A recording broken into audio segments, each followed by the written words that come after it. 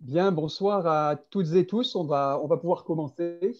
Il y a encore quelques retardataires par rapport au nombre d'inscrits, mais on est un nombre suffisamment respectable pour pouvoir commencer ce nouveau webinaire de la fête de la science. Alors, petit rappel de quelques règles. Donc, vos micros et vos caméras sont coupés par défaut. Vous pourrez échanger avec le conférencier en utilisant les icônes en bas de votre écran. Donc, soit lever la main pour demander la parole, soit question-réponse, soit le chat discussion classique. Donc, c'est un plaisir de vous retrouver une nouvelle fois pour ce webinaire sur les 30 ans du télescope spatial Hubble. Donc, la fête de la science se poursuit. Elle a démarré donc depuis quelques jours maintenant.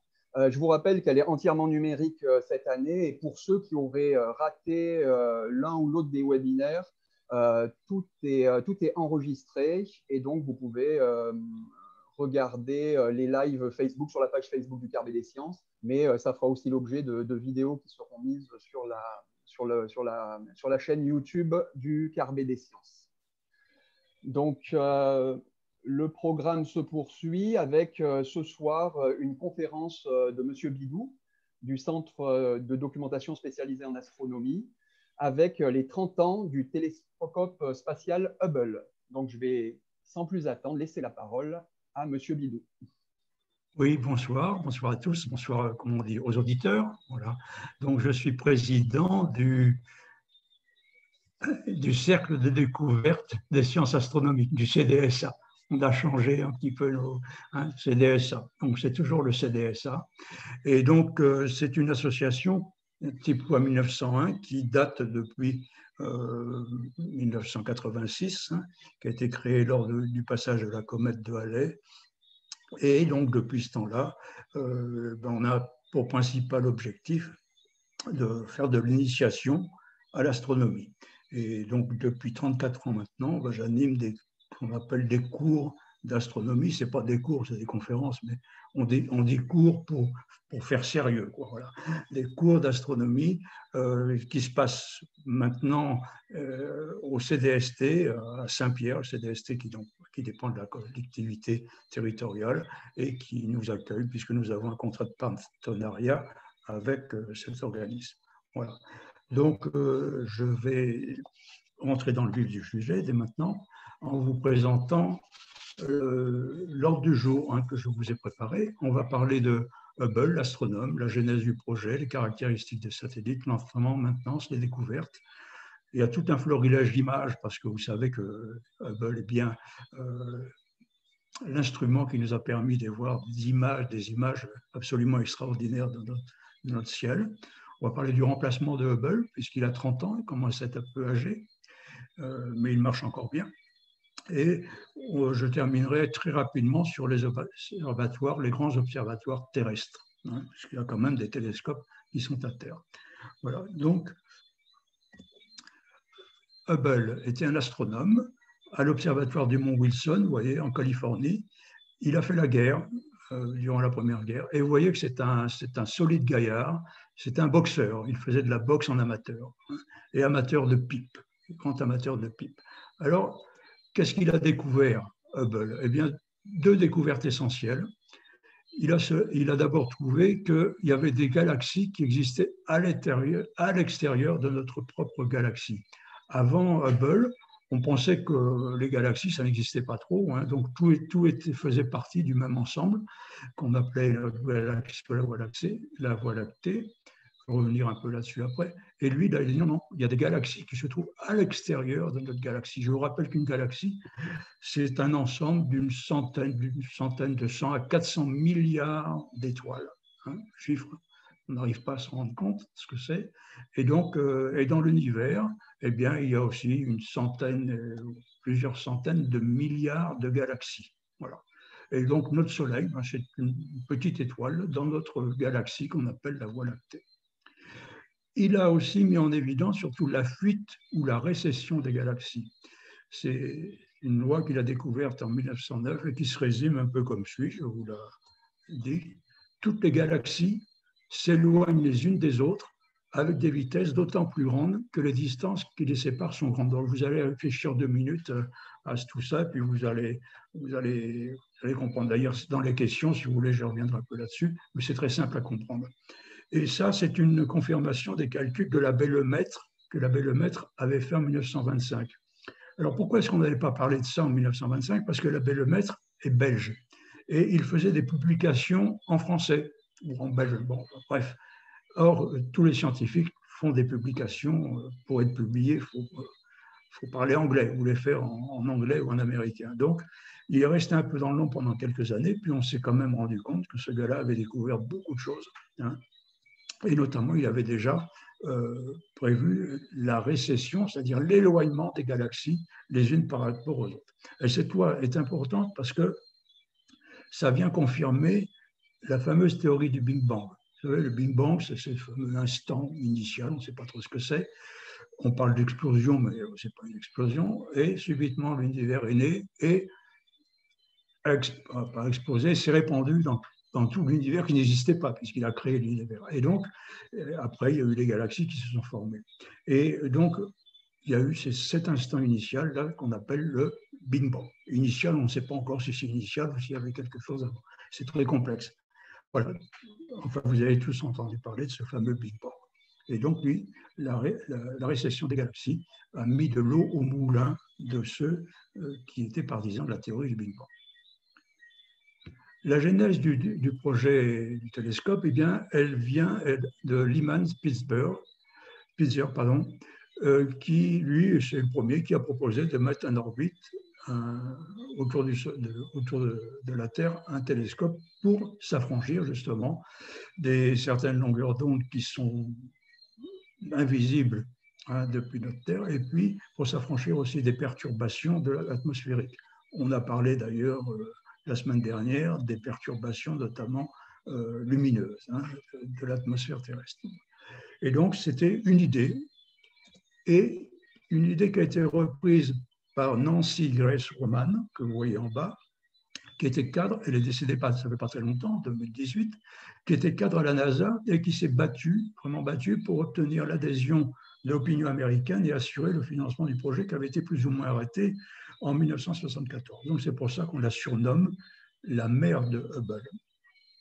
Alors elle a engagé Weller comme directeur de projet en 1979 et le début de la construction du télescope a démarré en 1981.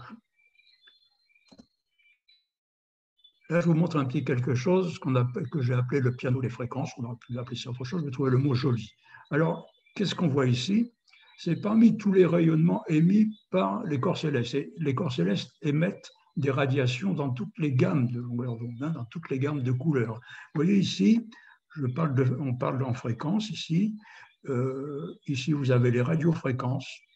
Alors, bon, donc, tous les radars, toutes les choses comme ça, on peut avoir. Et puis, on va ici vers l'infrarouge, et vous voyez que l'infrarouge est arrêté par l'atmosphère terrestre.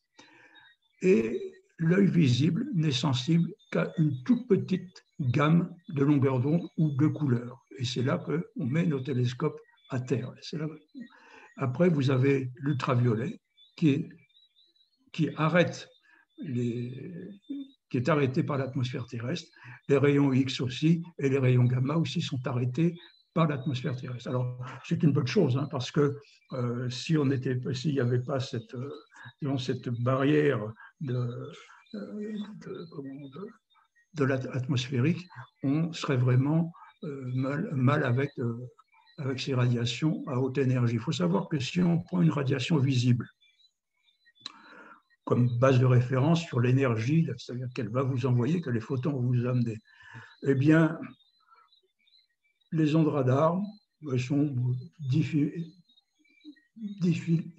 000 fois moins énergétiques, c'est-à-dire vous ne risquez pas grand-chose à vous mettre devant un radar, ça ne va pas vous perturber trop. Par contre, vous le savez bien, les rayons X comme les rayons gamma, on ne s'expose pas à ce genre de rayonnement qui est là, c'est 10 millions de fois plus élevé, hein, que la lumière visible. Donc, c'est une bonne chose quand même que l'atmosphère terrestre puisse arrêter ces fameux rayons nocif pour l'homme. Par contre, c'est embêtant parce que, comme je vous dis, comme tous les corps célestes émettent dans certaines longueurs d'onde, et notamment les objets célestes très énergétiques vont émettre des rayons X, des rayons gamma.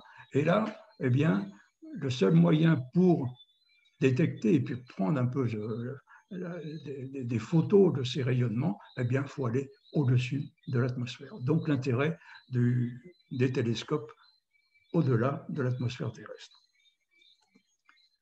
Caractéristique de ce télescope, c'est un long tube, hein, vous voyez, c'est ici, 13 mètres de long, 4,2 mètres de large, panneau solaire déployé, pèse 11 tonnes. C'est un télescope de type Richelieu chrétien. C'est un casse-grain. Alors, tous les amateurs qui possèdent un télescope, ouais, ils ont à peu près le même type. Hein. Il est moins volumineux, il est moins gros. Mais celui-là, il ne peut pas se mettre dans le garage, mais les autres peuvent très facilement le garer dans le coffre de leur voiture. Le diamètre principal du miroir principal, pardon, est de 2,4 mètres. Un petit miroir secondaire, ici, fait 30 cm. Coût des miroirs, alors je vais vous donner quelques coûts, mais je mets des points d'interrogation derrière parce que ça varie en fonction des auteurs, puis on ne sait pas trop qu'est-ce qu'il y a dans ces coûts, ce n'est pas très bien détaillé. Voilà le coût des miroirs. Il observe donc dans le domaine du visible quand même, et de l'ultraviolet et du proche infrarouge. Résolution optique, c'est-à-dire les détails qu'il peut voir, c'est de 0,1 seconde d'arc. C'est extrêmement petit, extrêmement fin. Comparé au meilleur télescope terrestre, 0,5, donc c'est 5 fois mieux que le meilleur télescope terrestre. Bon. Coût 1,4 milliard de dollars. J'ai lu aussi quelquefois que c'était aux alentours de 2 milliards. L'ESA, c'est-à-dire l'Europe, a participé au financement à hauteur de 15%. Alors, peut-être pas obligatoirement de manière financière, mais avec quelques instruments qui ont été mis à la disposition du télescope, et puis avec les panneaux solaires. Alors, ça lui permet à l'ESA d'avoir un accès de 15% du temps d'observation. Enfin, quelquefois, on peut monter jusqu'à 25%. Alors, parce que, comment ça se passe? Les temps d'observation avec le télescope Hubble sont faits donc au prorata des gens qui ont participé. Donc, il y a des demandes qui sont faites. Il y a à peu près 700 à plus de 1000 demandes qui sont faites par an. Et il y en a seulement 200 qui sont sélectionnés. Et donc, ces 200 sélectionnés pourront utiliser le télescope Hubble pour les observations, les travaux qu'ils veulent faire. Alors, il y a plusieurs critères quand même. Il faut bien sûr que l'expérience qui est proposée ou la recherche qui est proposée ne puisse pas se faire sur un télescope terrestre, bien sûr. Hein.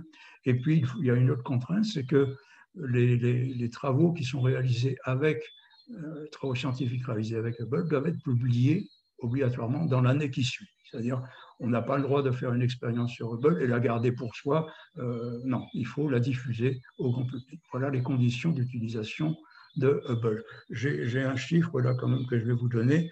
Hubble coûte à peu près 76 millions de dollars par an. Hein, c'est quand même assez énorme. Parce qu'il y a l'entretien, il y a tous les techniciens qui atterrent, etc. etc. Lancement, mission. Le lancement était un peu retardé parce que la navette Challenger en 86 a malheureusement été explosée et ça a retardé le lancement qui a eu lieu seulement en 1990, le 24 avril, avec une nouvelle navette Discovery depuis le Cap Canaveral. Donc, il a été mis en orbite autour de la Terre à 60 km d'altitude. C'est plus haut que l'ISS, hein, vous savez, cette fameuse station spatiale que l'on voit passer en Martinique de temps en temps, eh bien, est seulement à 400 km d'altitude. Et il en fait le tour à peu près 96 ou 97 minutes. Pardon. Il est muni d'un bras télescopique que vous voyez ici, qui est un peu caché par nos visages. Et les premières images, oui, alors il faut savoir que les premières images ont été un peu décevantes parce qu'on s'est aperçu que il était myope. Hein, il y avait un petit défaut optique qui venait d'un tas de petites choses. Souvent, comme il y a eu beaucoup de gens qui ont travaillé, beaucoup de nations qui ont travaillé sur ce projet, quelquefois la coordination n'était pas tout à fait ce qu'il fallait. Donc la réparation était possible quand même en 93. On a pu corriger le défaut grâce justement à des missions d'assistance. Il y a eu 4 missions d'assistance pendant toute cette période-là. Vous voyez les dates là. En 99, il y a eu la participation de l'astronome Jean-François Clairvoy, qui était en charge de la manipulation de ce bras télescopique.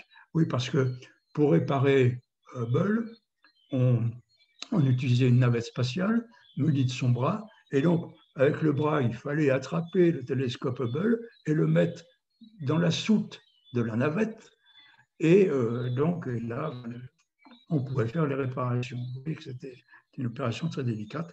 Donc, depuis l'arrêt des navettes en 2011, eh bien, Hubble ne peut plus être maintenu. C'est-à-dire qu'il a 30 ans maintenant. S'il a un petit tchac, eh ben, on ne pourra pas aller le voir. Il n'y aura pas de médecin pour aller le réparer. Et voilà. Donc, alors, je voulais vous passer ça, mais c'est une vidéo qui est trop longue. Et puis, je suis stressé par les vidéos parce que la dernière fois, je n'ai pas réussi à lancer la vidéo que je voulais lancer. Donc, ça me stresse un peu. Et alors, vous allez quand même pouvoir regarder cette vidéo sans moi. Je vous dis, ça dure à peu près 10 minutes, qui a été faite par Jean-Pierre Luminet, qui est né à Cavaillon en 1951. C'est un astrophysicien, conférencier, écrivain, poète, spécialiste de réputation mondiale des trous noirs et de la cosmologie. Il est directeur de recherche des CNRS et il y a un tas de titres. Et il est diplômé en mathématiques et il s'est beaucoup intéressé aux trous noirs. C'est un grand spécialiste des trous noirs. Hein. Et donc, je vous laisse. C'est facile, sa vidéo. Il fait un tas de vidéos très intéressantes. Je suis sûr que vous allez cliquer Jean-Pierre Luminet sur Facebook, vous allez avoir voilà. Vous avez de quoi passer tout le confinement, hein, pas de problème, vous allez pouvoir voir toutes ces vidéos là, pendant le confinement sans aucun problème. Et donc, il a écrit un ouvrage aussi très récemment, un ouvrage qui s'appelle L'écume de l'espace-temps. Donc là aussi, quand les librairies vont ouvrir, essayez de vous procurer. Donc je vous laisse regarder ça, je vous donne ça pour que vous puissiez revenir dessus plus tard. Alors, quelles ont été les principales découvertes de Hubble? Là, je vais m'inspirer de ce que j'ai lu dans le journal Ouest France d'avril 2020, et avec un interview d'une astrophysicienne directrice ou présidente de l'Observatoire de Paris. Donc, c'est vrai que, vous voyez là, on connaît Hubble avec ses magnifiques photos, c'est absolument, on va voir un petit peu après tout un florilège des photos prises par Hubble, c'est absolument merveilleux. Mais il ne faut pas oublier qu'on ne l'a pas envoyé uniquement pour prendre des photos pour les magazines astronomiques. Hein. Des découvertes scientifiques, je vous dis, il y a 200 expériences pratiquement par an, donc des expériences et des découvertes qui ont été faites par Hubble. Donc, on estime donc qu'il a recueilli à peu près 1,4 million d'observations et que les astronomes auraient eu 16 000 publications scientifiques absolument déterminantes. Alors, je vais vous présenter le choix de Fabienne Casoli, qui le dit elle-même, c'est un choix tout à fait subjectif hein, sur les découvertes de Hubble. Il y en a beaucoup d'autres, mais elle en a choisi 4. Et ma foi, je suis d'accord, un peu d'accord avec elle. Donc, j'ai repris les mêmes, disons, découvertes.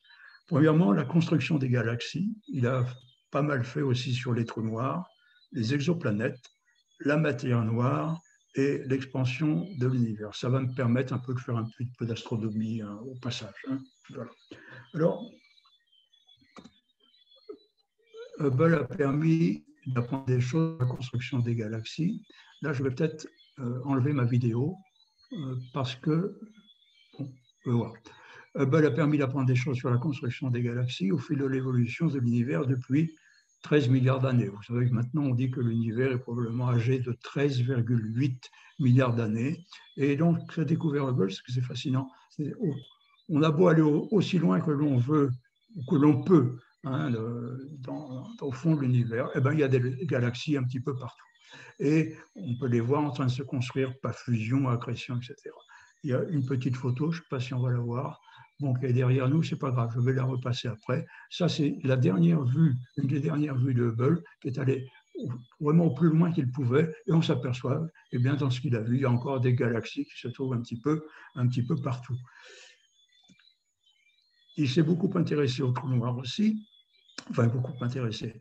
Il y a on l'a fait s'intéresser aux trous noirs, et il a montré que les galaxies contiennent presque toutes en leur centre un énorme trou noir. Alors, la question, c'est est-ce que les galaxies se construisent autour d'un trou noir, ou est-ce qu'au contraire, est-ce que les trous noirs apparaissent après, au cours de l'évolution des galaxies? Le problème est toujours ouvert. Alors, puisqu'on a parlé de notre galaxie, ce qu'on appelle la Voie lactée, au centre de notre galaxie, on a un trou noir qui pèse à peu près 4 milliards de fois la masse du Soleil. Oui, c'est un beau trou noir. Et je vous dis, au centre de toutes les galaxies, on trouve des trous noirs. Il s'est intéressé aux exoplanètes. Vous savez, les exoplanètes, c'est à la mode maintenant. Ce sont les planètes qui tournent autour d'autres soleils. Hein, et donc, les découvertes se font presque journellement. On découvre une exoplanète qui tourne autour d'un soleil, autour d'une étoile. Donc là, une petite photo. Alors là, la photo n'est pas... La photo de fond, là, c'est le soleil, bien sûr. C'est pas Hubble, hein, c'est pas... Mais voilà la petite exoplanète que Hubble a pu prendre et on a mis derrière l'image du soleil, mais ça n'a pas de rapport avec la découverte de Hubble. Donc, voilà, je vous laisse lire ça. Hein, c'est une exoplanète qui tourne 5 jours, 7 autour de l'étoile de la constellation de la Vierge, hein, à 200 années-lumière de distance. Donc j'en profite pour rappeler ce que c'est qu'une année-lumière. Une année-lumière, c'est une unité de distance qui égale la distance parcourue par la lumière en une année. Vous ferez le calcul en sachant que la lumière se déplace à 300 km par seconde. Le résultat en kilomètres est absolument... bon, ça ne sert à rien, on ne va pas retenir le chiffre. Hein. Donc, mais c'est plus simple quand même de retenir cette...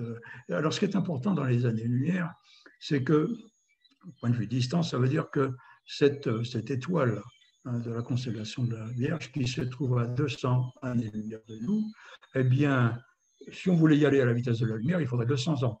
Ça veut dire aussi que la lumière qui est partie de cette étoile que l'on reçoit aujourd'hui, eh bien, est vieille de 200 ans.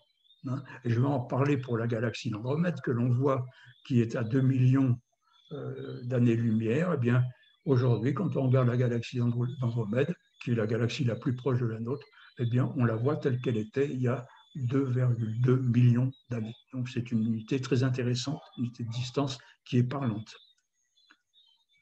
D'autres découvertes de Hubble, la matière noire. Alors là, vous avez peut-être entendu parler de ça. Alors je vais vous donner quand même quelques petites explications sur la matière noire.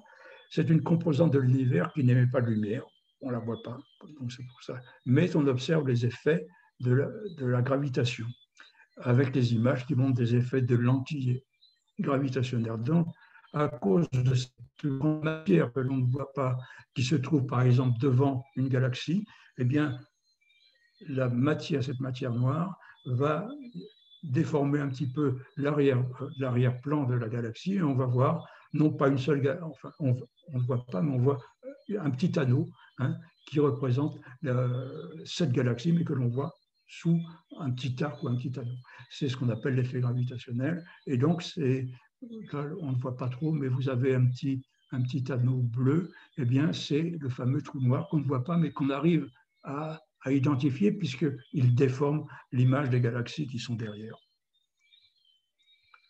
Et une autre chose que Hubble a permis de voir, c'était un des objectifs majeurs de Hubble, c'était de mesurer les distances précises des galaxies proches et leur vitesse d'éloignement, d'expansion. Donc, ce type de mesure est très important car en découle toute l'échelle des distances de l'univers. Un paramètre caractéristique de cette expansion est la fameuse constante de Hubble. Aujourd'hui, on estime que les galaxies s'éloignent à peu près à, on va dire, 80 km par seconde par mégaparsec. Enfin, voilà. Et donc, on essaie d'ajuster cette vitesse d'expansion, justement pour voir si l'expansion va continuer, au contraire, si elle va ralentir ou accélérer.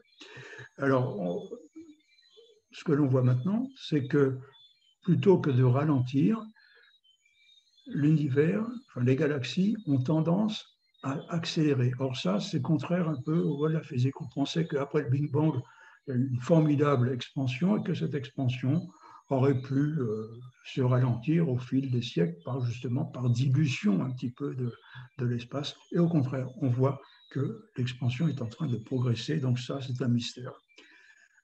Alors rapidement, la matière noire et alors, je rappelle que matière et énergie, c'est la même chose. Hein. Einstein nous a bien dit que E égale mc2, hein, vous connaissez tout ça, ben, ça veut dire qu'il y a une équivalence entre l'énergie et la matière. Alors, ben, dans l'univers, regardez, il y a à peu près 73% qui est dû à l'énergie noire, 23% qui est dû à la matière noire. Donc tout ça c'est noir, donc ça veut dire on n'est pas capable de le distinguer, on ne sait pas ce que c'est, hein, c'est des mystères. Et il y a du gaz, alors beaucoup de gaz, hein, bien sûr, dans l'univers, 3%. Et la matière telle qu'on connaît, qu'on dit baryonique, hein, constituée de baryons, tout ça, eh bien ne fait que 0,4%.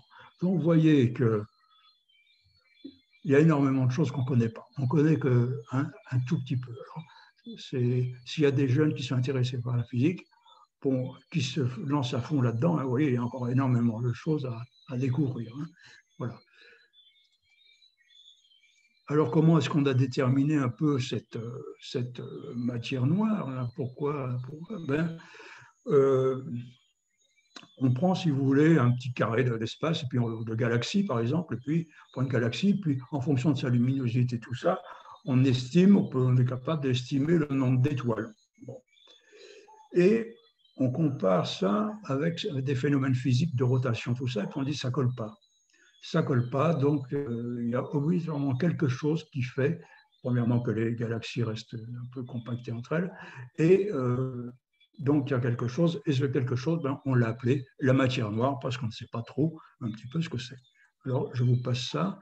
C'est Franz Vicky en 83 qui a fait des études. Et là, je vais vous expliquer ce petit graphique, mais ce n'est pas compliqué. Hein. C'est pas très compliqué, ne soyez pas paniqués. Hein. Là, les lois de Newton que vous connaissez peut-être, bon, si on respectait les lois de Newton, qui sont, vous voyez ici les vitesses qui sont là, et là, les distances par rapport au centre de la galaxie.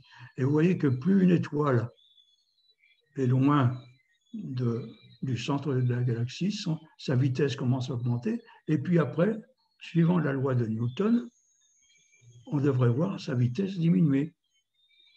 Et on est capable d'apprécier les vitesses des étoiles et donc d'une galaxie. Et on s'aperçoit que, manque de chance, que la courbe de rotation observée est totalement différente de la courbe de rotation prévue par l'équation de Newton. Et c'est là qu'on s'est dit, il y a quelque chose, et ce quelque chose, eh bien, on va l'appeler matière noire, et c'est ça qui cause un petit peu cette anomalie par rapport à Newton. Ça va? Vous ne décrochez pas pour l'instant? Bon. Il y a deux questions, on peut peut-être y répondre. Des questions de Brice, qui demande quel est le grossissement maximal du télescope et qui demande s'il a notamment observé plus de redshift que de blueshift. Alors pour moi, c'est de l'anglais, donc c'est de l'anglais d'ailleurs. Donc est-ce que vous pouvez nous répondre à ces deux questions? Je n'ai pas compris la question. Donc, quel est le grossissement maximal? Et la deuxième, est-ce que Hubble a notamment observé plus de redshift que de blueshift? Bon.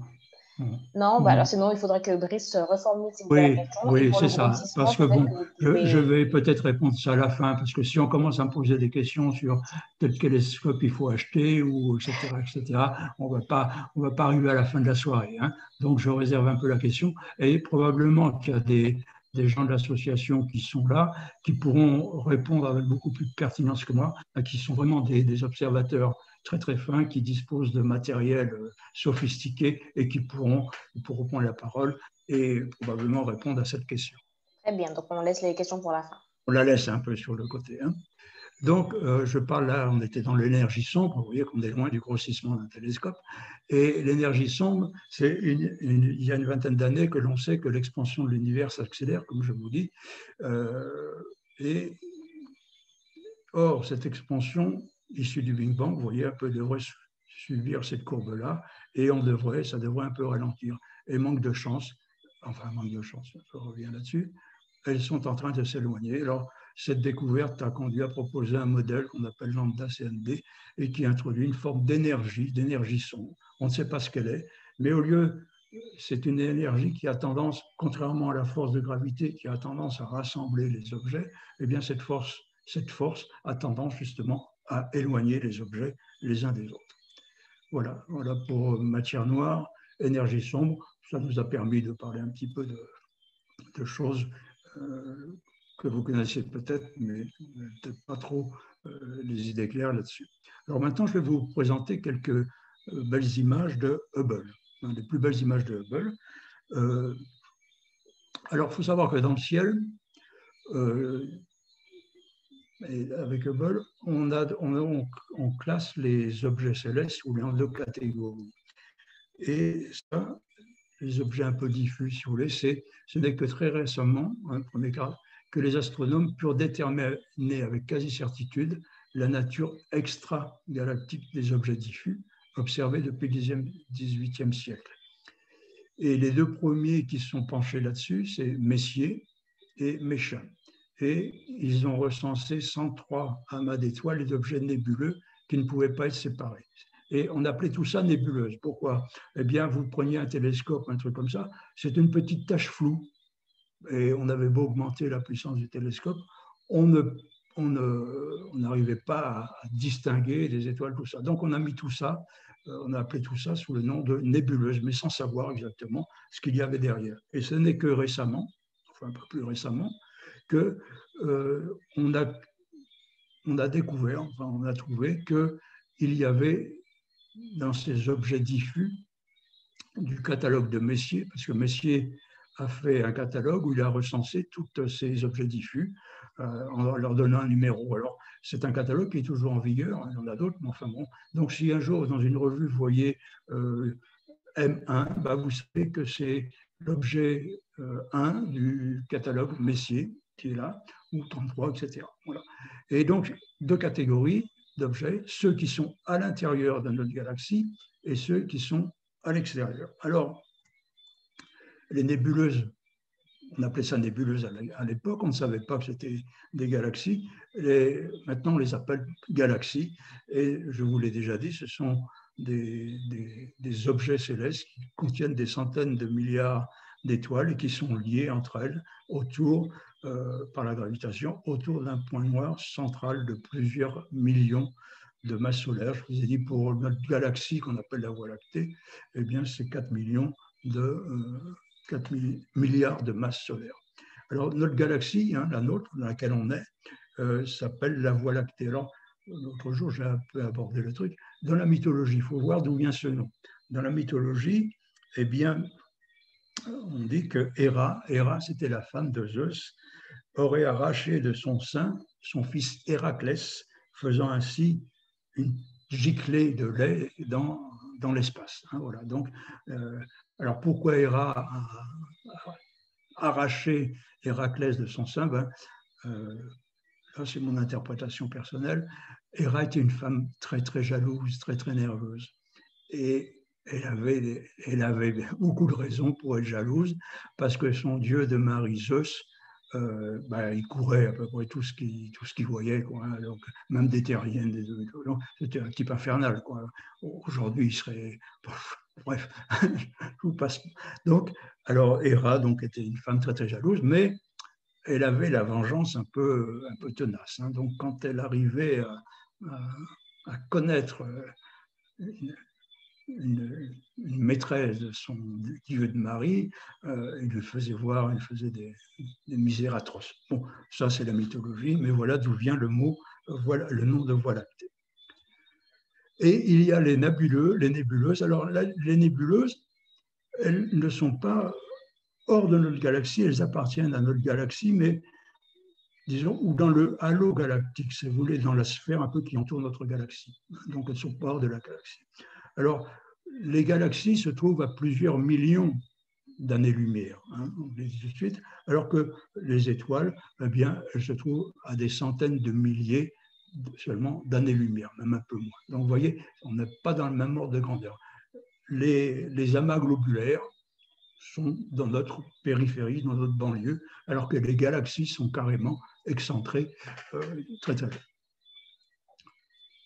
Alors, quelques photos maintenant. Alors, je ne vais pas parler, je voulais regarder ça. C'est des photos qui sont magnifiques. Hein. Je vous laisse lire ce qu'il y a en dessous. Donc, c'est un peu dans n'importe quel ordre. C'est-à-dire, il y a des galaxies, il y a des nébuleuses, et vous allez bien voir, vous allez bien comprendre la différence entre les deux.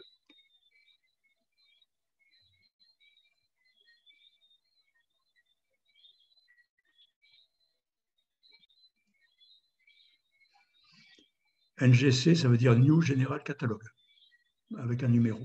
Donc, il y a une correspondance entre Messier et New General Catalogue. Donc, vous voyez les galaxies avec les bras spiraux, un peu comme la nôtre, avec un tas d'étoiles qui sont là en formation. Ça, ce sont deux galaxies qui sont en train presque de fusionner. Oui, je ne l'ai pas dit. On dit que la galaxie la plus proche de la nôtre, c'est Andromède, hein, la galaxie d'Andromède. En fait, ce n'est pas tout à fait vrai. On a deux petites galaxies naines qui sont pas très loin de notre galaxie, que vous connaissez peut-être, c'est le grand et le petit nuage de Magellan. Vous avez entendu parler, hein, le grand nuage de Magellan. C'est des galaxies naines. Alors, on les classe pas dans les catégories galaxies. Pourquoi? Je vous ai dit qu'au centre des galaxies, on avait en général un trou noir. Eh bien, dans ces deux galaxies, il n'y a pas de trou noir. Les étoiles tournent autour d'un centre, mais au centre, il n'y a pas de trou noir. Enfin, à ma connaissance, il n'y a pas de trou noir au centre de ces galaxies. Une autre précision aussi, je vous ai parlé de la galaxie d'Andromède qui est la plus proche de nous. Eh bien, la galaxie d'Andromède se rapproche de notre propre galaxie. Et donc, un jour ou l'autre, elles vont fusionner.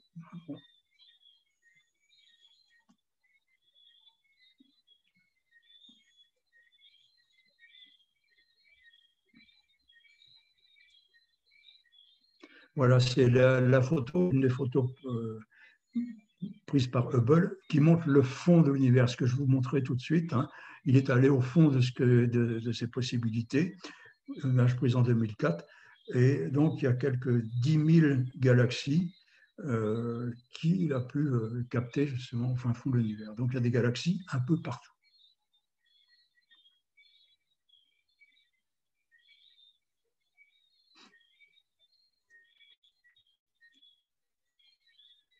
Vous voyez une nébuleuse, hein, une nébuleuse, c'est un nuage. Un nuage, ce n'est pas un cumulonimbus, hein, c'est énorme, énorme, énorme. Ça couvre des espaces considérables. Et le nuage, sa densité très faible, très faible. C'est la lumière qui permet de voir ça, mais c'est très, très faible. Hein, il n'y a pas de matière.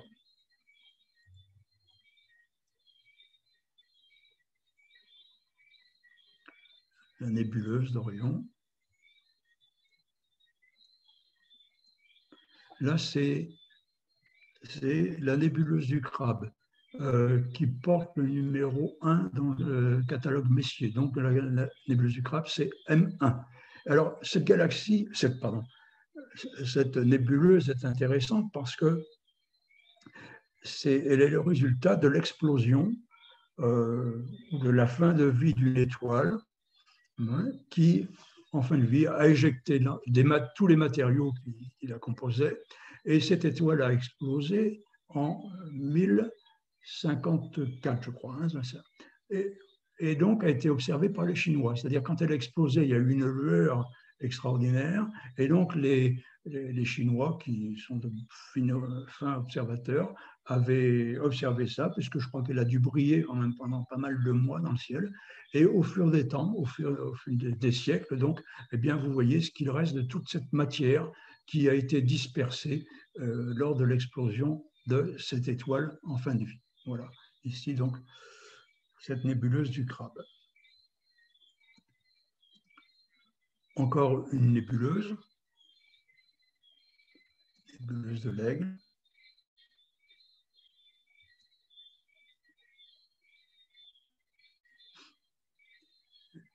Alors, on dit nébuleuse planétaire, c'est un peu comme, on a vu tout de suite, quand une étoile arrive en fin de vie, elle explose ou éjecte, même si elle n'explose pas, elle éjecte de toute manière toute la matière qui la compose dans l'univers. Et donc, c'est cette matière qui est éjectée à des vitesses considérables, eh bien, que l'on détecte plusieurs siècles plus tard. Donc, vous voyez là, au milieu, il y a certainement une petite étoile qui est morte et qui a éjecté toute cette matière.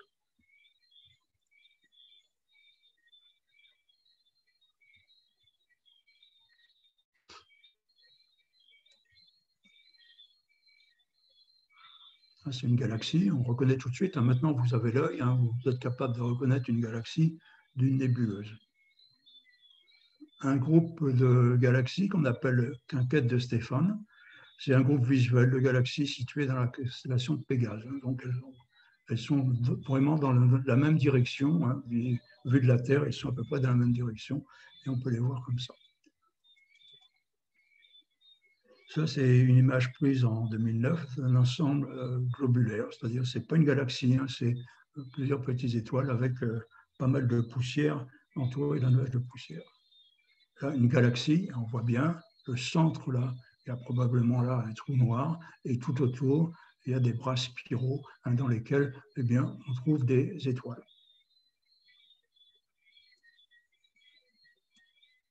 Nébuleuse de la Carène. Alors, pourquoi ces nuages sont éclairés? Bien parce qu'il y a des étoiles derrière. Il y a des étoiles derrière, quelquefois il y en a aussi à leur centre. Donc, c'est les étoiles qui brillent, qui vont éclairer tous ces nuages de poussière. Et elles vont éclairer en différentes couleurs en fonction de la nature, justement, du gaz. En fonction de la nature du gaz, on va avoir des couleurs rouges, bleues, etc. Donc, vous voyez ici, justement, l'oxygène, c'est plutôt en bleu, l'hydrogène et l'azote sont en vert, et le soufre en rouge. Donc, dans ce nuage, il y a déjà de l'oxygène, de l'hydrogène, de l'azote et du soufre, et ces couleurs nous permettent de le savoir. Ça, c'est la galaxie des antennes, on l'a déjà vu, mais sous une autre forme. Un nuage de poussière, et voisins de notre Voie lactée sont appelés globules de Bock. Nébuleuse de l'Aigle, et cette est prise à 6500 lumières de la Terre. Elle montre, vous voyez, toutes ces colonnes, colonnes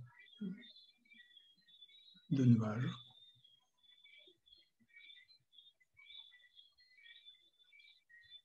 Galaxie du Moulinet, trou noir toujours au centre. Ça, c'est d'une radiogalaxie. Je vous ai dit en préambule que les étoiles ou donc les galaxies émettent dans toutes les longueurs d'onde, donc y compris dans les rayons X pour les plus turbulentes, X, gamma, etc. Et aussi dans l'infrarouge un peu pour les corps un peu plus froids. Nébuleuse de l'araignée, pardon.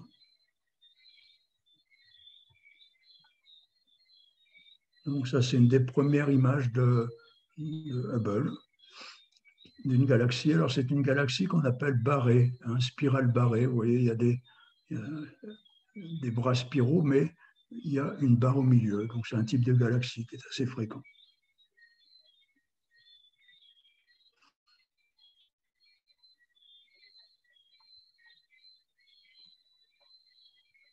C'est un voile, c'est une nébuleuse aussi.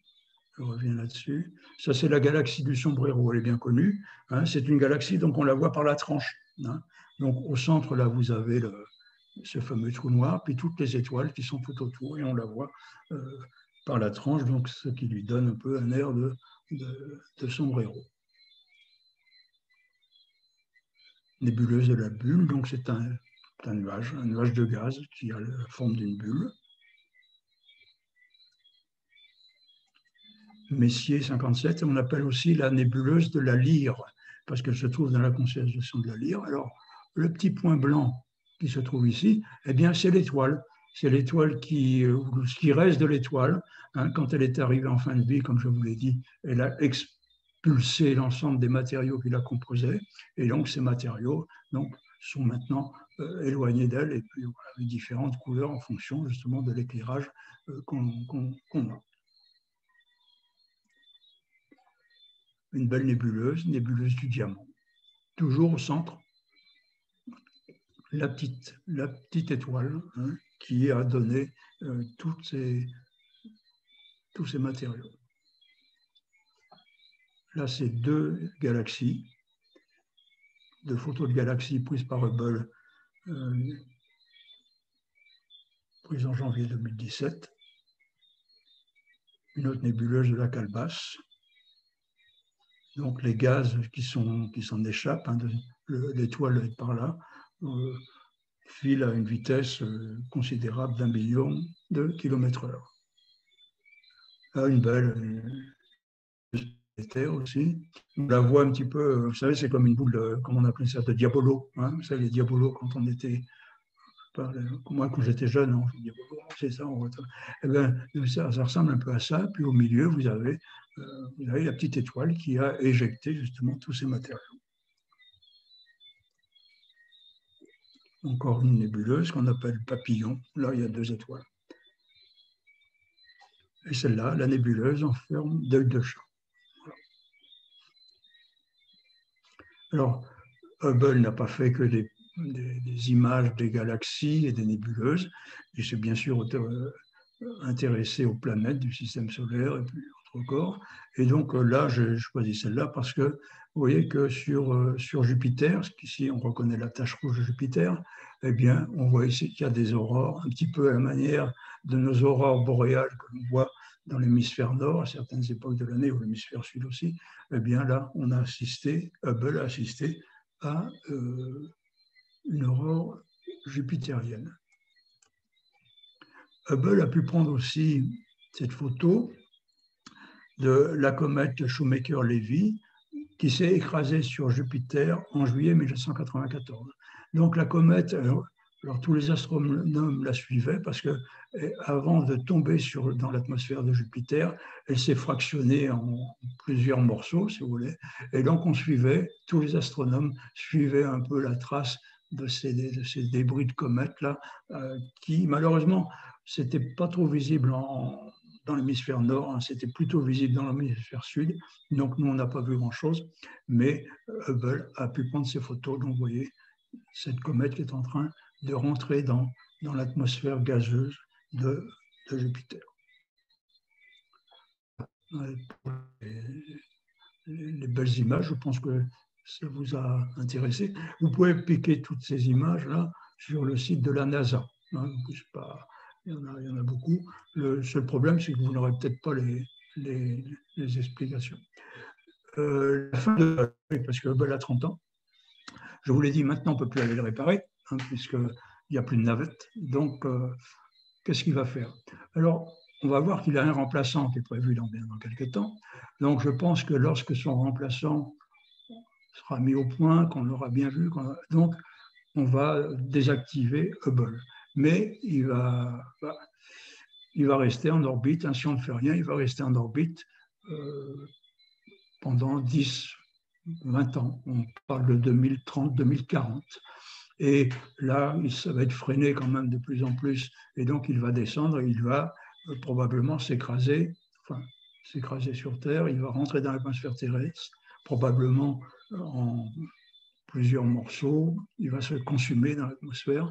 Et sauf si, et là, lors de la dernière mission de maintenance, on lui a mis un système d'amarrage qui permettra justement d'aller avec un satellite d'aller le récupérer, hein, et le guider dans sa descente dans l'atmosphère, pour éviter justement qu'il ne tombe sur une terre habitée. Donc on va guider sa chute pour qu'il tombe dans un endroit totalement inhabité.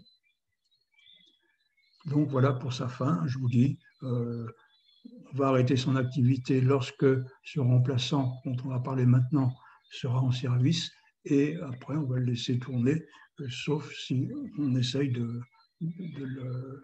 le ramener à terre, enfin ramener ce qu'il en restera à terre avant ça. Alors les successeurs de Hubble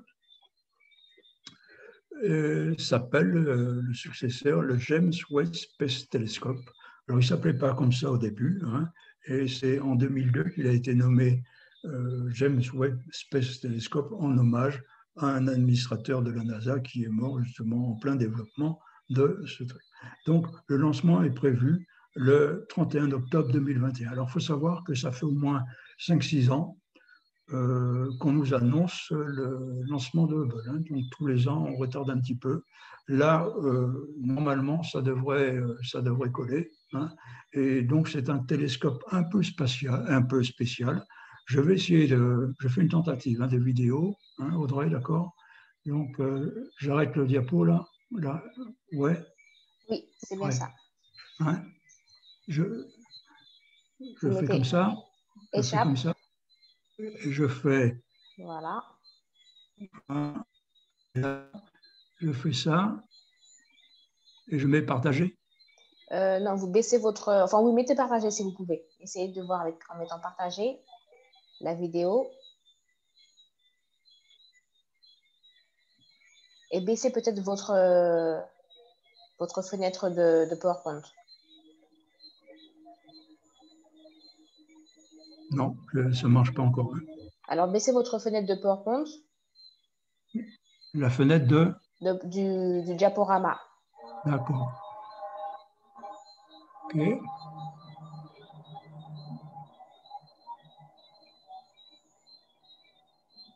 Vous ne voyez pas, toujours pas. Non, toujours pas, mais vous n'avez pas encore baissé votre fenêtre.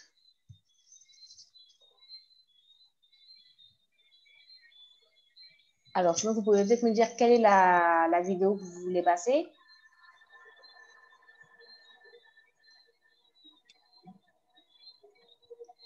Monsieur Bidou, quelle vidéo vous voulez passer? James Webb 2019? Ouais, c'est ça. Ouais. Vous pouvez le passer? Oui, je vais essayer.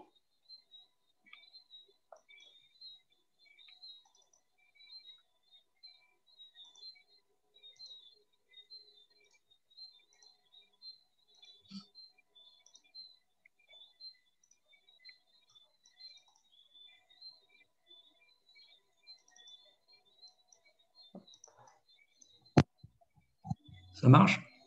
Normalement, ça marche.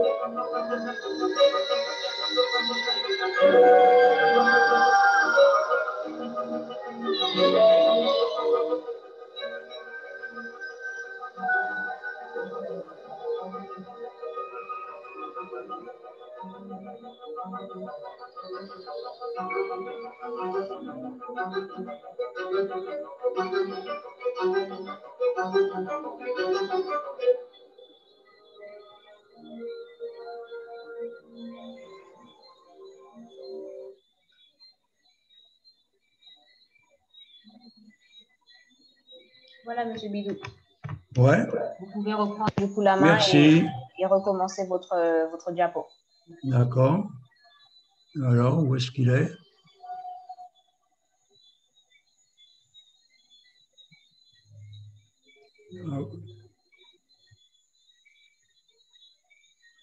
OK. Vous pouvez mettre en plein écran. Oui, je fais en plein écran. Ça marche? Oui, c'est bon. C'est bon? Miracle.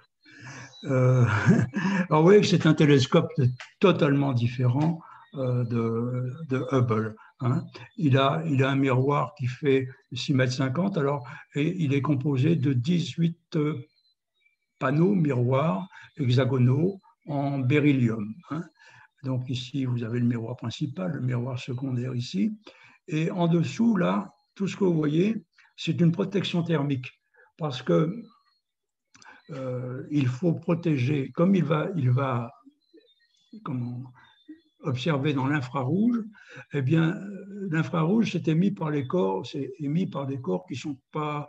on émet, nous, de l'infrarouge, hein, à température de 37 degrés, on émet de l'infrarouge, et donc il faut isoler complètement toutes les boîtes mécaniques, ordinateurs et tout ça. Il faut l'isoler du télescope pour ne pas perturber justement sa vision infrarouge. Donc, il y a sept couches, vous avez eu 7 couches de matière isolante, et puis voilà. Donc, il va être, on l'a dit, à peu près 6 tonnes mis en orbite au moyen d'une fusée Ariane 5, hein, et à une distance de 1,5 million de kilomètres de la Terre, au point L2, deuxième point de Lagrange. Je vais vous expliquer, vous montrer ce que c'est pas compliqué.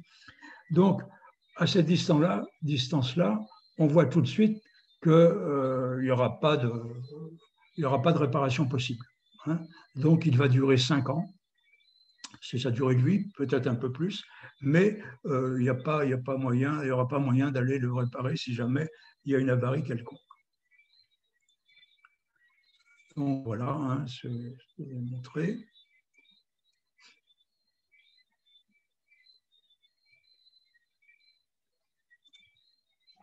Alors, caractéristique, donc on l'a déjà vu, c'est un télescope un peu différent de Hubble. Hein. Hubble, c'était un classique, hein, un peu plus gros qu'un télescope qu'on peut avoir chez soi, mais classique, alors que là, il y a un peu plus de miroirs, c'est ce qu'on appelle un type Korsch, hein, voilà, et qui pourra voir effectivement de l'orange à l'infrarouge. Et alors, il est placé justement à ce qu'on appelle un point de Lagrange. Point de Lagrange, vous avez le Soleil ici, vous avez la Terre qui est là, et le point de Lagrange se trouve dans l'alimentaire Soleil et à 1,5 million de kilomètres de la Terre. Ouais. Donc, il ne verra jamais le Soleil, hein, justement, pour éviter les rayonnements. Voilà. Et il tourne, enfin, il n'est pas. Le point de Lagrange, c'est des points d'équilibre. Hein, c'est quand vous mettez un objet à ces emplacements, il y en a plusieurs, eh bien, l'objet est en équilibre. Alors, il y a des petites corrections à faire de temps en temps, mais il est en équilibre gravitationnel. C'est pour ça qu'on les met là. Ou 10 milliards, j'ai vu aussi quelquefois 20 milliards. Hein, donc, des fourchettes très très larges. Hein. Il y a un deuxième télescope que l'on va voir, qui va être lancé, on l'a déjà vu, c'est en hommage à Nancy Grace Roman. Ça, c'est la photo prise en 1966. Je vous rappelle qu'elle est morte en 2018. Donc, la première photo qu'on a vue d'elle, elle était un peu plus jeune. Et donc, la NASA va lui rendre hommage en envoyant un télescope spatial, Whitefield Infrared Surview Telescope, excusez mon accent. Donc, il va bien sûr aller dans l'infrarouge. Donc, la construction a démarré en 2016, lancement prévu 2025. Vous voyez, il risque de remplacer le télescope GWS, qui on a vu que sa durée de vie était 5 ans. Peut-être on va venir en complément l'un de l'autre, mais il y en a un qui va remplacer l'autre. Miroir principal, 2,4 mètres. C'est pas beaucoup, hein, c'est la même dimension en diamètre que celui de Hubble. Au point de Lagrange, lui aussi, donc on ne pourra pas aller le réparer s'il y a quelque chose. Et donc, voilà ce à quoi il ressemble. Ici, il y a une trappe hein, quand on veut fermer. Puis autrement, c'est un tube. Hein, comme tous les télescopes, c'est un tube. Et là, vous avez des panneaux solaires pour l'énergie. Donc, il est là pour regarder aussi loin que possible et des objets très différents. Et notamment, tout de suite, on a parlé de l'énergie sombre et de la matière noire. Eh bien, on va essayer d'approfondir ces questions-là. Hein. Donc, il est là un petit peu pour ça, pour nous éclairer sur ce que peut être l'énergie noire et ce que peut être aussi cette énergie sombre, hein, savoir un peu ce que c'est. Alors, il y a une autre hypothèse aussi pour cette fameuse énergie sombre. Est-ce que les lois de la physique générale que l'on connaît aujourd'hui, est-ce que c'est les mêmes? Est-ce qu'elles sont encore valables au fin fond de l'univers? On ne sait pas.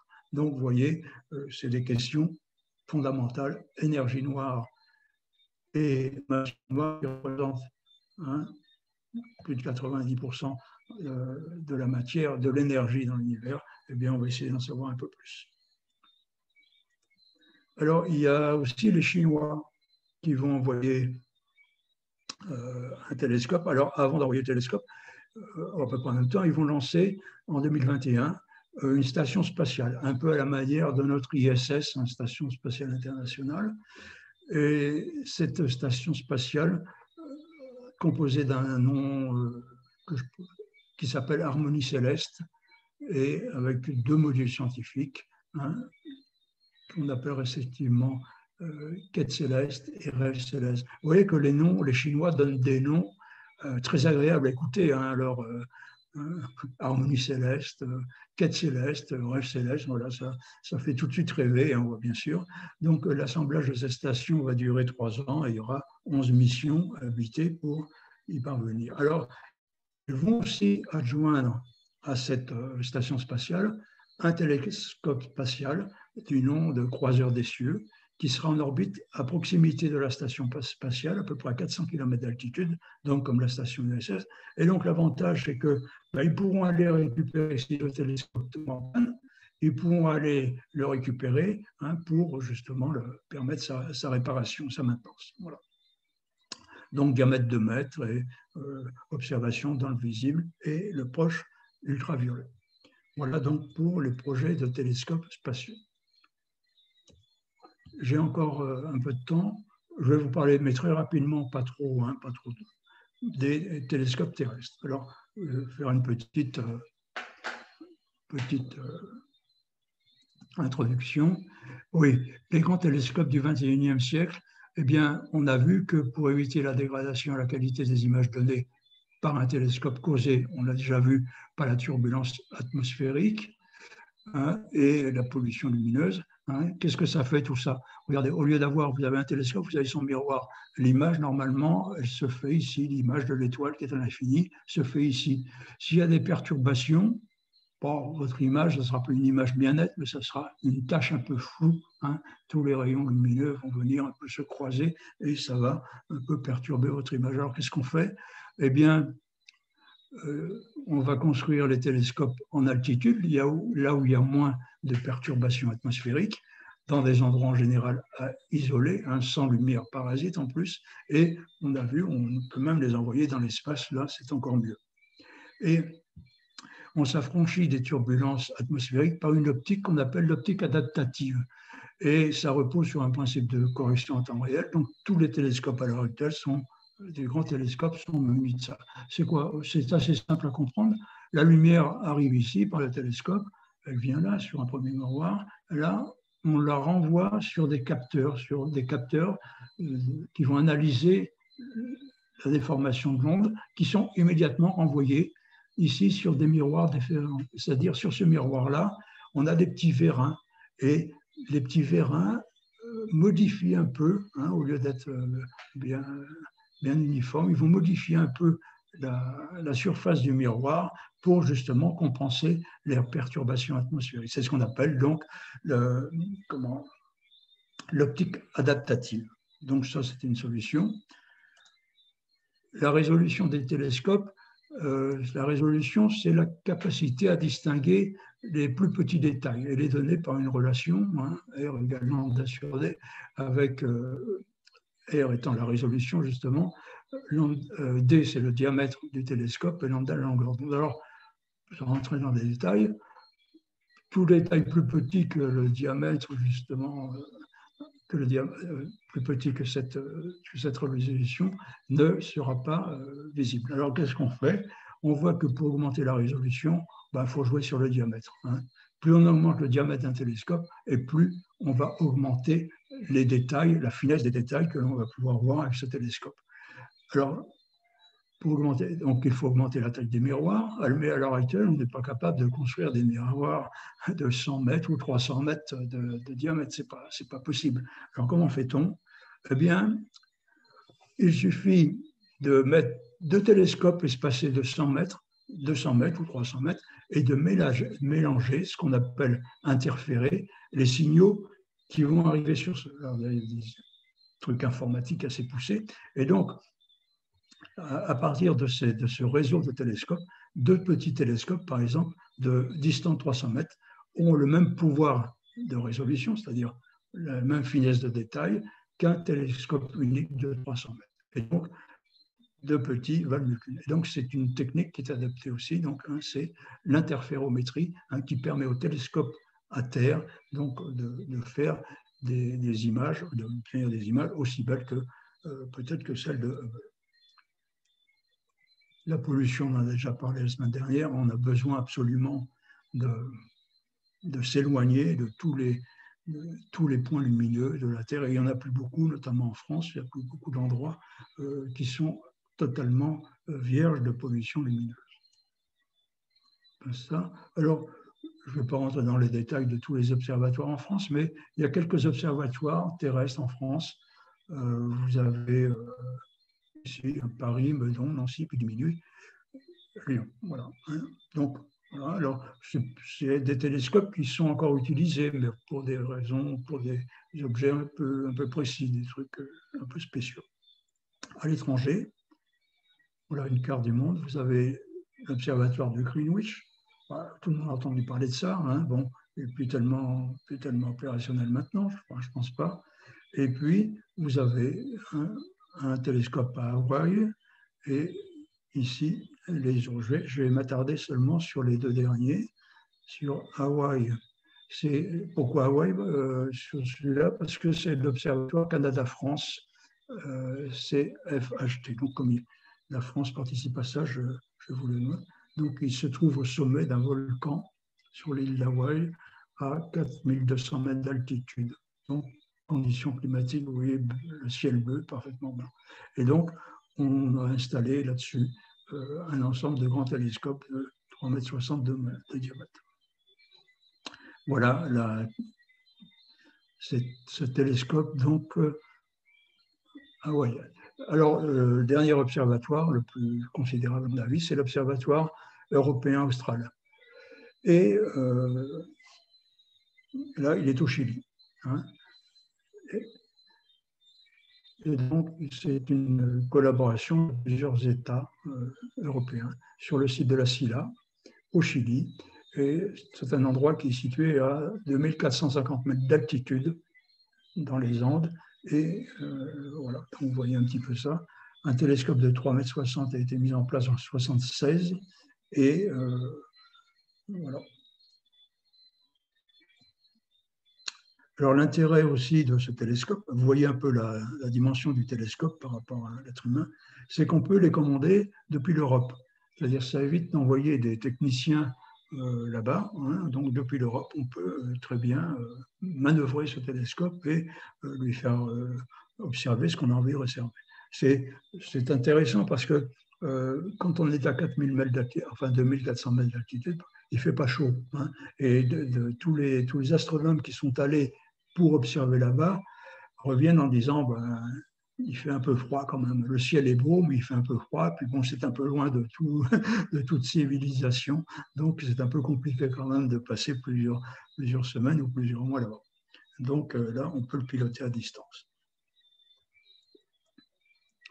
Donc, Mont Paranal, là, c'est dans le Antofagasta, dans les zones chiliennes aussi. Et là, le climat est particulièrement favorable aux observations astronomiques. Vous voyez, ça, c'est la vue avant la construction des télescopes. Et ça, c'est avec les télescopes.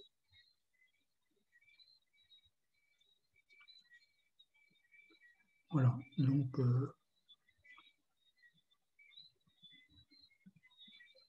alors, est-ce qu'on peut passer une petite vidéo? Ouais, je ne sais pas. On peut passer à Atacama. OK. Atacama, ouais. Donc,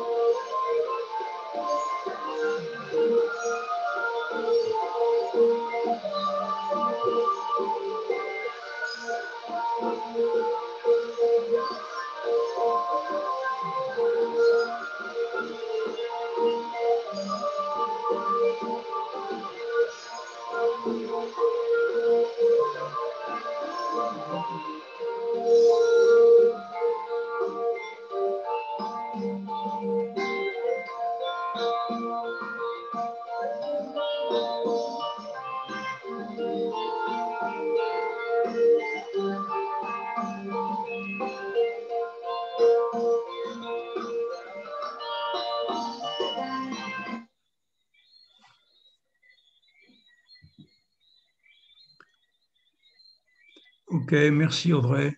De rien. Eh bien, merci. Alors, j'avais une autre vue, mais enfin, on va pas. Le désert d'Atacama, hein, il fait un climat absolument extraordinaire dans ce pays-là. Et il y a je dis ça pour tous les gens qui sont intéressés par tous les observatoires qu'on a vus au Chili.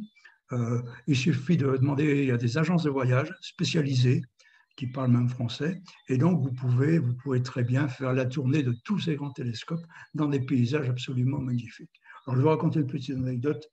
J'ai un de mes beaux-frères qui voyage pas mal, et il a une Jeep, et donc il a amené sa Jeep à Degradé-Cannes, et il est allé à Atacama avec sa Jeep. Voilà, dans le désert d'Atacama, avec sa Jeep. Il a une toile de tente dessus sur sa Jeep. Voilà. Et donc, il fait du tourisme un peu comme ça. Il m'a dit, c'est formidable, il a envie d'y retourner. Alors, une petite astuce aussi pour bien faire des voyages comme ça, il me dit, vous le voyez peut-être si vous allez sur la plage du Diamant. Il a mon âge, un peu plus, il a toujours un ballon de foot. Et il me dit, mon secret pour voyager comme ça, j'ai toujours un ballon de foot dans la voiture. Et donc, j'arrive dans une place d'un petit village, je commence à faire quelques dribbles. Et puis, 10 minutes après, je vois tous les gamins qui sont autour de moi et on commence à faire une petite partie de foot. Et puis après, je connais la famille. Voilà. Donc, ce n'est pas de l'astronomie, hein, ce que je viens de vous raconter, mais c'est un petit, un petit, un petit conseil. Si vous voyagez, prenez un ballon de foot, ça peut vous servir à lier des liens. Voilà. Je sais que sa Jeep est en panne et grâce à ça, il a pu trouver des relais, des trucs comme ça. Et ça s'est très bien passé. Voilà. Bon, j'en ai terminé. Je suis un peu désolé que mes vidéos n'aient pas. J'avais encore une ou deux petites vidéos à vous montrer, mais bon, ça sera pour une prochaine fois. Hein, voilà, si Dieu veut. Merci de m'avoir écouté. Merci, Émile. Merci pour cette intervention. Donc, si le public a des questions, je rappelle qu'il y a l'onglet, la rubrique questions-réponses en bas de votre écran. Vous pouvez aussi lever la main pour prendre la parole ou utiliser le petit chat.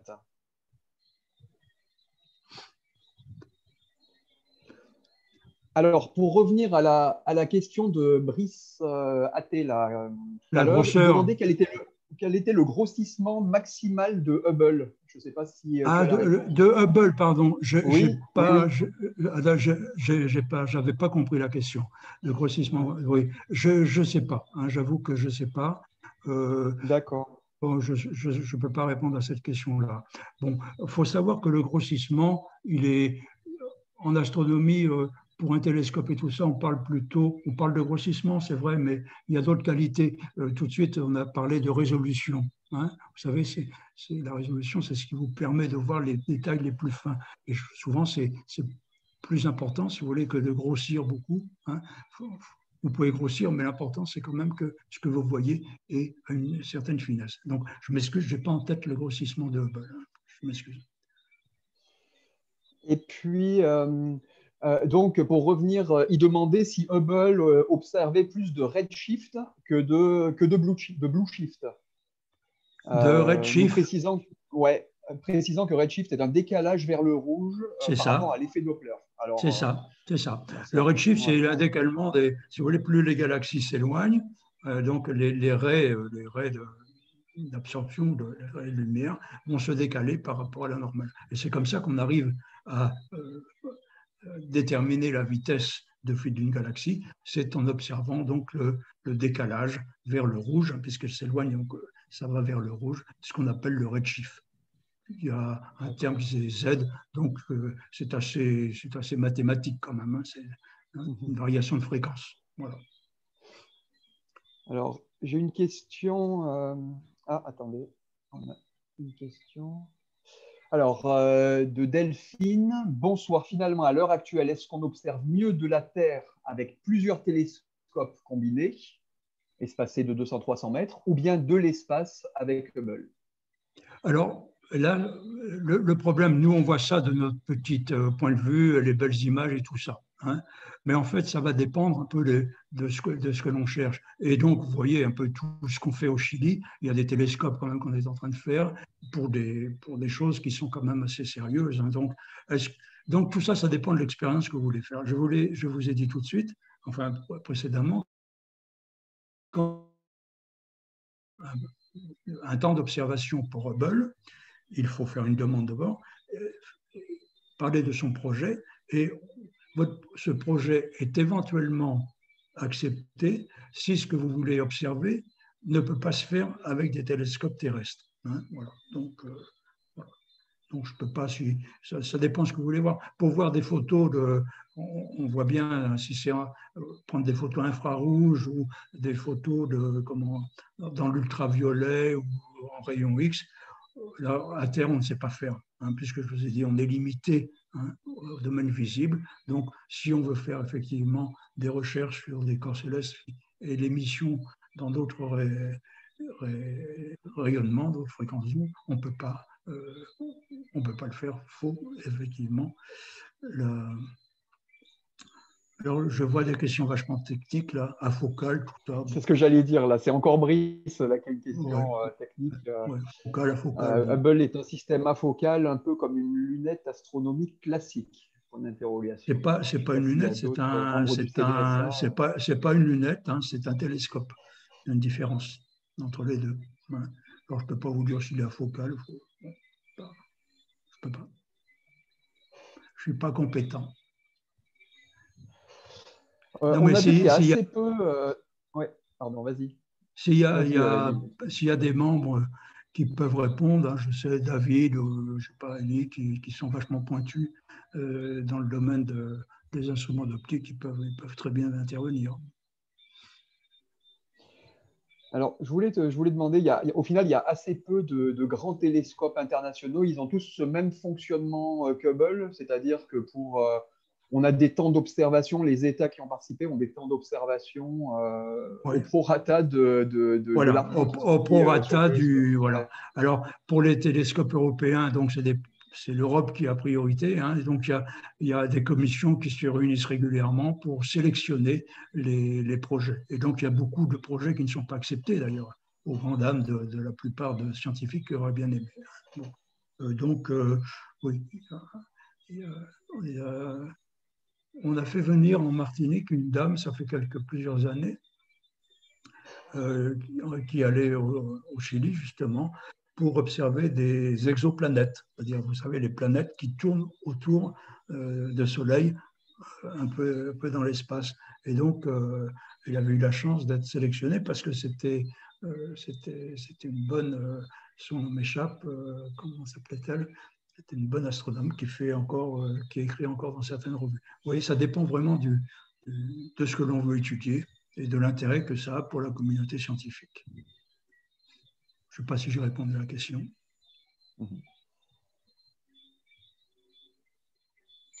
Alors, je partage sur la discussion pour tous l'adresse de votre Facebook.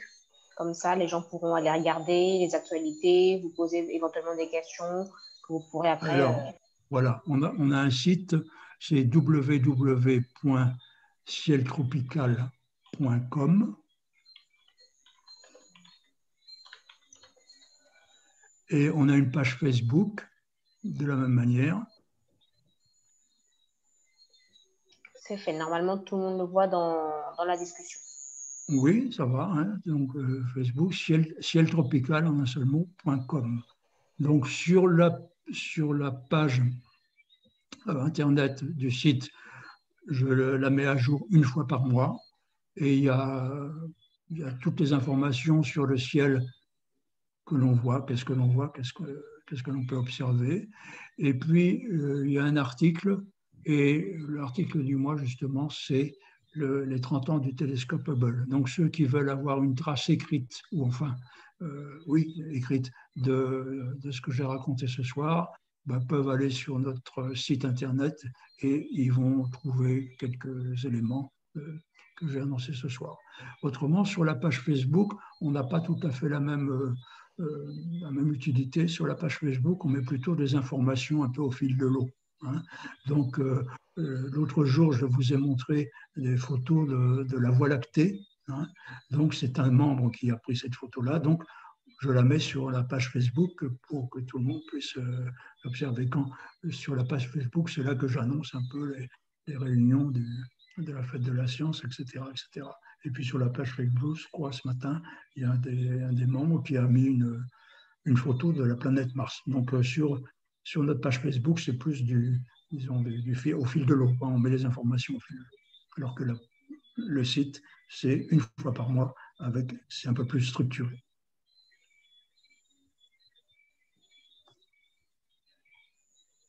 Je vois qu'il y a 7 discussions là. On a vu 7 discussions?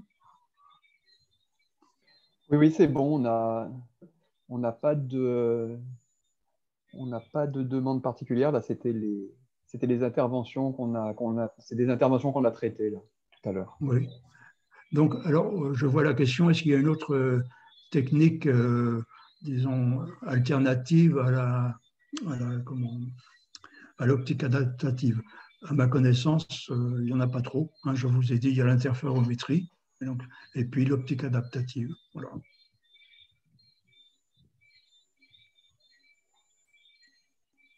C'est des questions vachement techniques, ça. Hein.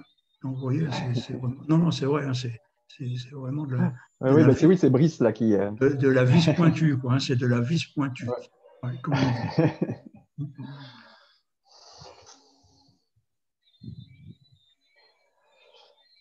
Bien, est-ce qu'il y a dans nos spectateurs de nouvelles demandes d'intervention?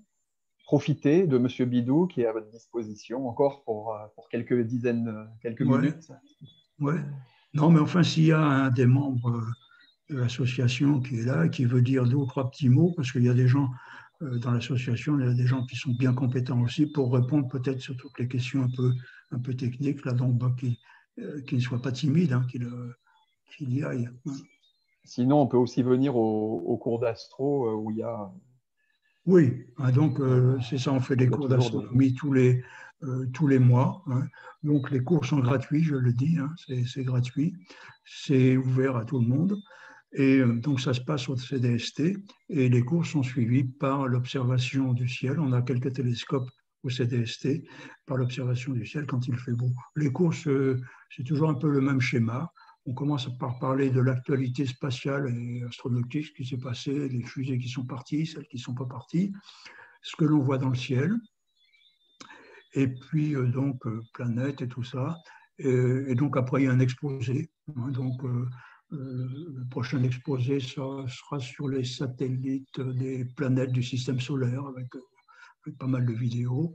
Et je présente aussi enfin un auteur, c'est-à-dire pour inciter les gens à justement lire des bouquins d'astronomie qui ne sont pas si compliqués que ça, hein.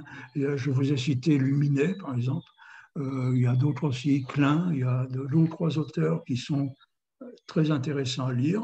Bon, bien sûr, c'est pas de la science-fiction, hein, c'est vraiment de la science, mais c'est abordable pour le commun des mortels. On peut lire ça et on apprend quand même pas mal de choses. Donc, c'est un peu mon objectif, que les gens puissent faire de l'astronomie, enfin, n'aient pas peur de feuilleter une revue d'astronomie en disant « Oh, bon sang, je ne vais rien y comprendre. » Donc, souvent, je vois des gens qui arrivent en disant ouais, « Je connais rien en astronomie, je connais rien en sciences. » Enfin, bon, il n'y a pas... Pour faire l'astronomie au niveau où nous on en fait, c'est des connaissances de l'homme normal, de l'homme atome normal. Donc, il n'y a pas besoin d'avoir un bagage mathématique très poussé, même pas du tout, hein. Si je commençais à mettre une formule au tableau lors des cours, j'aurais pas grand monde, hein, c'est clair, hein. Bon, donc, donc, on peut faire de l'astronomie sans entrer dans des considérations trop complexes, voilà. Je sais pas, ce soir, je vous ai montré 2 ou 3 petites choses qui étaient quand même assez compliquées, hein, la matière noire, l'énergie sombre et tout ça. Donc, il faut peut-être revenir dessus, hein. Si j'étais en cours normal, je serais resté un peu plus longtemps, hein, sur ces domaines-là pour approfondir. Mais ça reste quand même à la portée d'un non-atome.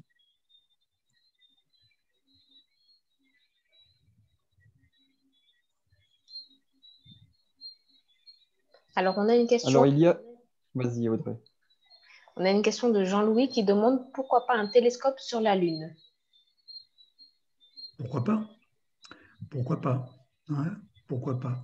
Mais oui, la Lune, alors ben, ça poserait des problèmes effectivement peut-être pour la conduite du télescope ou des choses comme ça. C'est pas, hein, mais pourquoi pas, hein? Pourquoi pas? Pourquoi pas?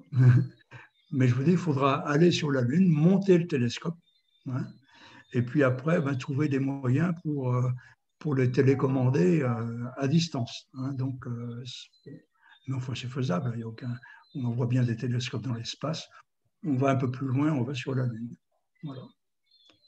Mais oui, non, il n'y a pas de problème.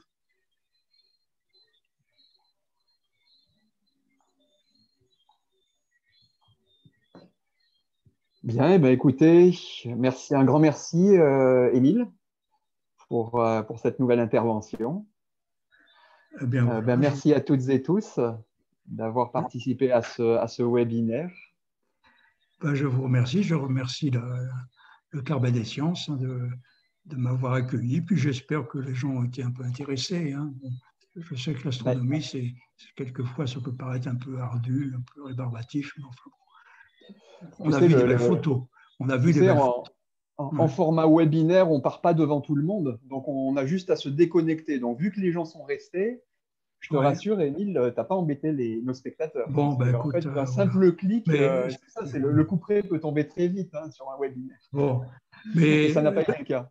J'avoue que c'est difficile de parler devant un écran. Tu vois, j'aime bien faire les cours au CDST parce que, bon, au moins tu as des gens devant toi, donc tu vois comment ils réagissent, tu vois. Tu vois celui qui commence à fermer un œil, tu te dis, oh là là, faut que je change, faut que je passe une vidéo, faut que je réveille tout le monde. Tandis que là, je vois pas les gens qui sont derrière, donc je peux pas savoir s'ils s'ennuient pas. Voilà. Je remercie tout le monde qui... Un grand merci à toi. Et puis donc, je rappelle que la fête de la science continue.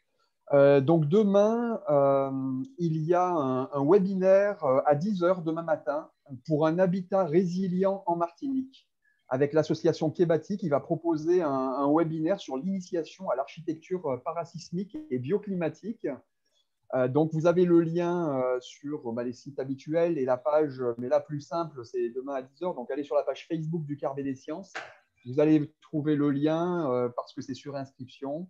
Il y aura également un autre webinaire, mais j'aurai l'occasion de vous le rappeler via les réseaux sociaux, lundi à 14h, c'est un Science en Quiz sur l'énergie. Donc voilà, la fête de la science se poursuit, oui. Si je peux ajouter quelque chose, n'hésitez pas à aller voir ces webinaires, même si le sujet ne vous... Je suis allé ce matin, honnêtement, sur un sujet, et a priori, je me dis, tiens, de quoi ça va parler.